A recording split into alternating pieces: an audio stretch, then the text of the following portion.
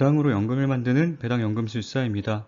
꽤 오랜만에 영상을 올리는 것 같습니다. 건강이 안 좋아지게 되면서 지난 2달간 체중이 7kg 정도 줄었었습니다. 얼굴이 못생겨지면 퇴직해야 할 징조라는 말이 떠올라서 거울을 보니 이 정도 못생김이면 퇴직은 아니더라도 휴직 정도는 해야 할 상황이구나 라는 생각이 들어 휴직을 결정했습니다. 개인적으로 어려움을 느낀 시간들이었지만 따뜻하게 응원해주시고 기다려주신 분들 덕분에 결코 외로운 시간은 아니었습니다. 정말 감사합니다.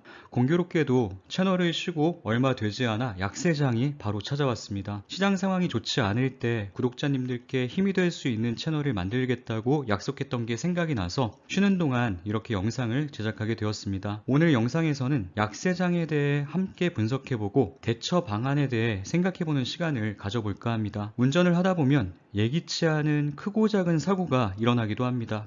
나의 실수로 일어나는 사고도 있지만 그렇지 않은 사고도 있고 노력으로 피할 수 있는 사고도 있지만 아무리 발버둥 쳐도 피할 수 없는 사고도 있습니다. 꽤 오래전에 집 앞에 세워둔 타이어에 펑크가 나서 상당히 당황스러웠던 적이 있습니다. 어디에 연락해야 할지를 몰라서 한참을 고민했습니다. 보험회사에 연락을 하면 긴급 출동 서비스를 이용할 수 있다는 것을 알아냈는데 제가 어느 보험을 들었는지조차 생각이 나질 않아 쩔쩔 맸던 기억이 납니다. 그리고 몇 년 후 홀로 산길을 운전하다가 펑크가 났습니다. 처음이었으면 오줌을 지릴지도 모를 상황이었지만 저는 이전과 달리 대수롭지 않게 보험회사에 연락을 해서 긴급 출동 서비스를 받았습니다. 이전보다 극한 상황이었지만 이전처럼 당황스럽진 않았습니다. 우리의 투자도 이와 다르지 않다고 생각합니다. 주가가 큰 폭으로 하락한 지금의 상황이 우리 모두에게 위기 상황임은 분명하지만 공포와 불안을 느끼는 정도는 사람마다 다를 것입니다. 개인의 성향도 물론 중요하겠지만 경험도 그에 못지않게 중요하다는 것을 강조드리고 싶었습니다.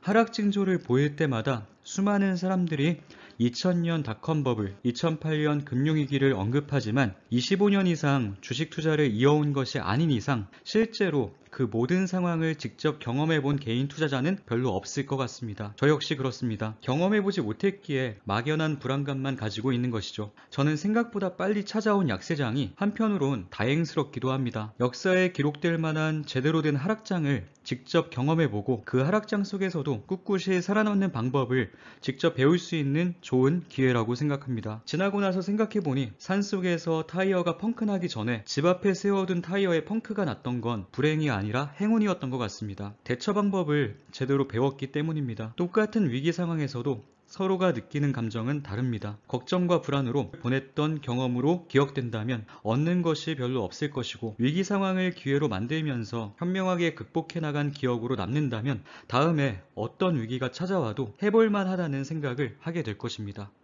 무조건 희망으로만 돌릴 것이 아니라 현재의 상황을 제대로 살펴볼 필요가 있습니다. 1994년 이후 가장 공격적인 금리 인상이 이루어졌습니다.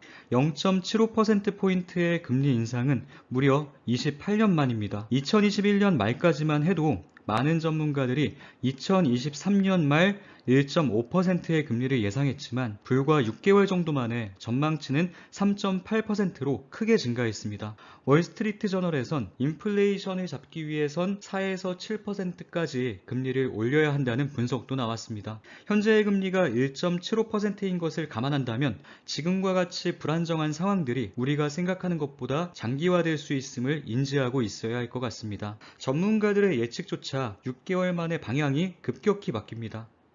이처럼 주식시장은 누구도 예측할 수 없는 영역에 있습니다. 따라서 매일 쏟아지는 분석과 예측에 일희일비하며 감정을 소모할 필요가 없다고 생각합니다. 우리가 해야 할 일은 어떤 상황이 오더라도 우리의 멘탈이 무너지지 않을 준비를 해두는 것입니다.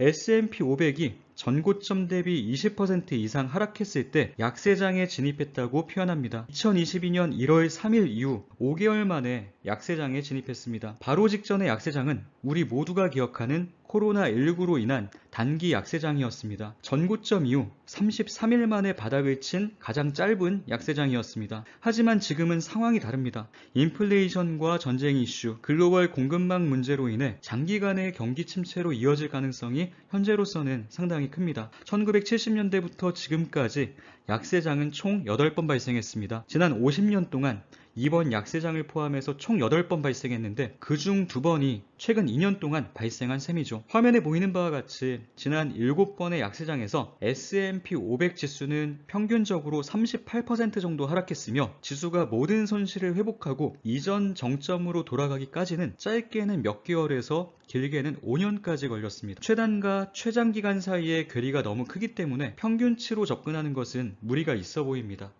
조금 더 범위를 넓혀보겠습니다. 1920년대부터 현재까지의 약세장 관련 자료입니다. 약 100년 동안 총 15번의 약세장이 펼쳐졌습니다. 평균적으로 19개월가량 지속되었으며 38.2%의 하락이 일어났습니다. 앞에서 말씀드렸듯이 평균은 평균일 뿐 하락기간과 하락폭의 범위가 넓어 이번 약세장이 어느 정도 수준에서 반등이 일어나게 될지는 그 누구도 예측할 수 없습니다. 지금까지의 이야기들이 상당히 절망적으로 들릴 수도 있겠습니다. 우리가 해야 할 일은 많은 사람들이 절망에 빠져 있을 때 남들과 함께 절망하고 있는 것이 아니라 남들이 보지 못하고 있는 희망을 찾는 것입니다. 대부분의 사람들은 노력해도 알아낼 수 없는 부분을 예측하기 위해 아까운 시간과 에너지를 쏟습니다. 100년간 15번의 약세장을 모두 경험했다고 할지라도 S&P 500 지수는 1927년 32에서 시작해서 2022년 1월 3일 4,800까지 찍고 현재는 3,700 내외에서 움직이고 있습니다. 이 수치가 놀라운 것은 무려 33개월 동안 86.2%의 하락을 경험하고 그로부터 몇 년 후 무려 5년 동안 60%의 하락을 다시 경험하고도 이런 놀라운 성장을 보여준 것이기 때문입니다. 또 한 가지 기억해야 할 사실이 있습니다. 표 속에 먼스라는 곳에 적힌 수치들을 모두 더해보면 280개월이 됩니다. 23.3년에 해당되는 수치죠. 최고점으로부터 최저점까지 20% 이상 하락한 기간을 모두 더한 값입니다. 이 말은 곧 100년 중 23년 이상은 지겨운 하락을 맛봐야 했다는 뜻일 겁니다. 하락 기간만 이 정도고 하락 후 전고점까지 주가가 회복한 시간들까지 합치면 거의 대부분의 시간이 지겨운 하락과 횡보라는 사실을 알 수 있습니다. 예를 들어 1973년 약세장의 길이는 20.7개월이지만 전고점 회복까지 걸린 시간은 무려 69개월입니다. 1987년 약세장의 길이는 3개월 뿐이지만 전고점 회복까지는 20개월이 소요되었습니다. 과거 사례만 살펴보더라도 장기 투자는 절대로 쉬운 일이 아닙니다. 결과를 알고 있는 상태에서 수치만 살펴봐도 지겹고 힘든 시기였을 것이란 생각이 드는데 실제로 투자에 임하고 있던 사람들에겐 정말로 버티기 힘든 시간들이었을 것입니다. 영상을 끝까지 시청해주시는 구독자님들을 위해 지금부터 정말 중요한 이야기를 시작해보겠습니다. 상승이 2분의 1, 하락이 2분의 1이라고 생각하는 것은 엄청난 착각입니다. 상승이 3분의 1, 하락이 3분의 1, 횡보가 3분의 1이라고 생각하는 것도 역시 착각입니다. 우리가 앞으로 투자할 대부분의 시기가 하락과 횡보일 것이며 그중 일부가 상승일 것이라는 마음으로 접근해야 합니다. 많은 사람들이 장기 투자에 실패하는 이유는 상대적으로 아주 짧은 시기인 상승에만 초점을 맞추기 때문일 것입니다. 대부분의 시간은 횡보와 하락으로 지속될 것이기에 이 구간을 잘 활용하지 못하는 사람들은 투자에 임하는 대부분의 시기에 마음이 힘들 수밖에 없습니다. 하지만 배당 성장 투자자에겐 하락과 횡보의 시간이 길어지는 게 오히려 수익을 극대화할 수 있는 좋은 기회입니다. 그 이유를 말씀드리겠습니다. 정숙박님께서 댓글을 남겨주셨습니다. 최근 근황을 알고 싶어요. 지금 주식 상황에 대해 어떻게 대처하고 있나요? 유튜브로 올려주시면 감사하겠습니다. 하락장이 찾아오면 저는 보통 책을 읽으면서 생각을 정리하고 앞으로 나아가야 할 방향을 고민해 봅니다. 이미 하락이 펼쳐진 상황에서 시황을 분석하고 뉴스를 검색하다 보면 없던 불안도 생겨나는 것 같습니다. 투자와 관련된 책을 읽으면서 마음이 불안해지거나 조급해진 적은 단 한 번도 없는 것 같습니다. 아무 책이나 막 읽는 것은 아니고 현재 상황에서 도움이 될 만한 책들을 주로 찾아서 읽어봤습니다. 요즘엔 무제한으로 독서가 가능한 구독 서비스도 잘 갖추어져 있어서 책으로 정보를 얻기가 참 편한 것 같습니다. 한 달 넘게 휴식을 취하면서 4-5권 정도의 책을 읽었는데 혼자 알기 아까운 좋은 내용들을 조만간 함께 공유할 생각입니다. 앞에서 말씀드렸듯이 약세장에 접어들었고 전고점을 회복하기까진 어쩌면 우리의 생각보다 오랜 시간이 걸릴지도 모릅니다. 어느 정도의 시간이 필요할지 알 수 없는 게 가장 큰 문제입니다. 그 불확실성 앞에서 많은 투자자들은 불안해할 것이며 불안과 지루함을 이기지 못한 대부분의 투자자들은 주식시장을 떠나갈 것입니다. 확실한 반등 신호가 있을 때 다시 돌아올 것을 다짐하는 분들도 계시겠지만 생각처럼 쉽진 않을 겁니다. 시세 차익을 노리는 대부분의 투자자들에겐 주가가 오르지 않고 횡보하거나 하락하는 시간이 정말 힘들고 지루한 기다림일 수밖에 없습니다. 종합지수가 2년 이상 횡보한다면 그 기간 동안 수익을 내는 개인 투자자는 극히 드물 것이라는 의미이기도 합니다. 언제까지 흘러내릴지 모르는 상황 속에서 몇 년 동안 계속 모아가는 것은 심리적으로도 상당히 어려운 일입니다. 약세장을 2년 정도로 예상하고 흔들림 없이 매수했지만 3년 이상 주가가 흘러내릴 경우 흔들림 없이 모아갈 수 있는 사람은 극히 드물 것입니다. 하지만 배당 성장 투자자의 관점에서는 상황이 완전히 달라집니다. 배당 수익은 수량에 비례하기 때문에 싼 값의 수량을 늘려나갈수록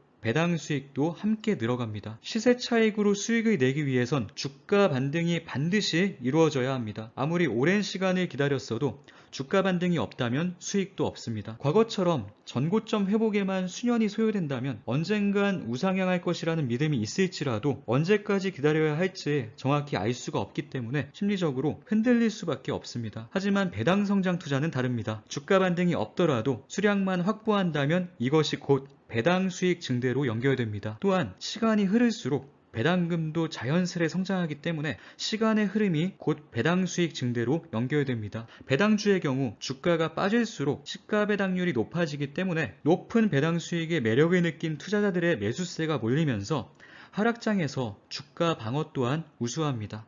오래전부터 함께 하셨던 구독자님들께선 제가 작년 7월에 에브비, 브로드컴, 홈디포 세 종목을 배당 성장 투자가 어떤 성과를 낼지 확인해보기 위해 소량 매수했던 것을 기억하실 겁니다. 화면에 보이는 바와 같이 작년 7월부터 현재까지 S&P 500 지수가 15%가량 하락하는 동안 세 종목은 상대적으로 좋은 성과를 보여주고 있습니다. 크지 않은 금액이긴 하지만 매분기 배당도 꼬박꼬박 받아왔습니다. 저는 배당 성장 투자 성공에 대한 강한 확신을 가지고 있습니다. 그럼에도 그동안 배당 성장주에 적극적으로 투자하지 않았던 이유가 있습니다. 홈디포의 경우 배당 수익률이 매년 평균적으로 2%대에 있었지만 2021년엔 1.6%밖에 되지 않았습니다. 홈디포뿐만이 아닙니다. 제가 좋다고 생각했던 대부분의 배당 성장주가 2021년엔 유독 이전보다 낮은 시가 배당률을 형성하고 있었습니다. 이는 곧 제가 투자하려고 하는 대부분의 배당 성장주의 주가가 과대평가되었다는 의미였습니다. 배당 투자자에겐 배당 수익률이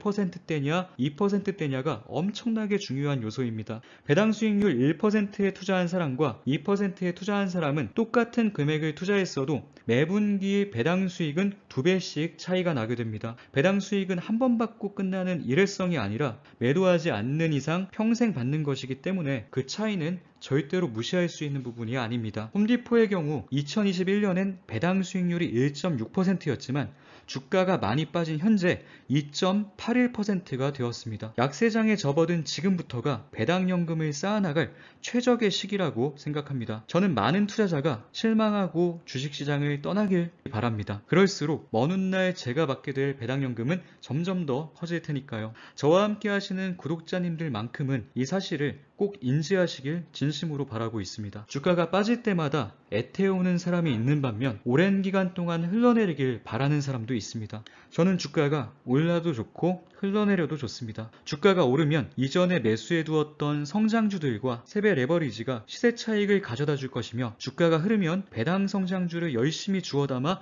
배당연금을 늘려갈 수 있기 때문입니다. 약세장에 접어든 지금부터가 제 투자의 진짜 시작점입니다. 저는 7월부터 열심히 배당 성장주를 적립식으로 모아갈 생각입니다. 하락장이 완전히 끝나는 순간까지 배당연금을 알차게 모아가는 게 제 목표입니다. 그리고 다시 상승장이 시작되면 제가 그동안 모아두었던 TQQQ와 SOXL이 제 계좌를 이끌어 나갈 것입니다. 상승장이 평생 찾아오지 않아도 상관이 없습니다. 저는 불안정한 시세 차익보다 안정적인 배당연금이 훨씬 더 좋습니다. 다음 달부터 제가 열심히 배당연금을 늘려나가는 과정을 상세히 보여드리겠습니다. 저와 함께 배당연금을 조금씩 늘려가다 보면 언젠간 지겨운 하락장도 끝나지 않을까 싶습니다. 아마도 저처럼 배당연금을 늘려나가는 입장에선 하락장이 전혀 두렵거나 지겹지 않을 것입니다. 7월부터는 배당연금술사 이름에 걸맞는 배당연금과 관련한 유익한 콘텐츠로 구독자님들께 조금 더 자주 찾아뵐 계획을 세우고 있습니다. 힘든 하락장이지만 너무 우울해하지 마시고 저와 함께 새로운 희망들을 만들어 가셨으면 좋겠습니다. 모든 준비가 끝난 후 7월부터 영상을 업로드할 계획이었지만 많은 분들께서 힘들어하고 계신 것 같아 용기를 드리기 위해 잠시 들렀습니다. 머지않아 더 좋은 모습으로 다시 찾아뵙겠습니다. 감사합니다.